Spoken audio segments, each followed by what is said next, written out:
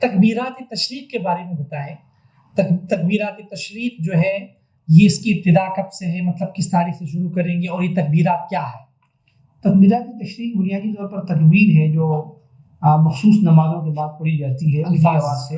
اس کے الفاظ تکبیرات تشریق اس طرح ہیں کہ اللہ اکبر لا الہ الا اللہ اللہ اکبر وللہ الحمد. یہ 9 ذی الحج کی فجر کے نماز سے بعد شروع ہو جائیں گے جی، اور 13 کی عصر تک تقریباً 23 نمازیں کل بنتی ہیں. ان 23 فرض نمازوں کے بعد جی. اونچی آواز سے ایک دفعہ تکبیری تشریق بلند آواز سے کہنا مردوں کے لیے واجب ہے.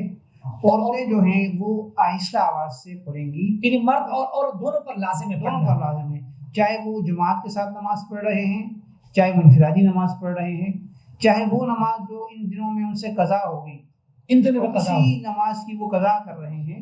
تو اس کے بعد بھی وہ اونچی آواز سے، مرد اونچی آواز سے اور خواتین ذرا پست آواز سے، تاکہ ان کی آواز باہر نہ جائے.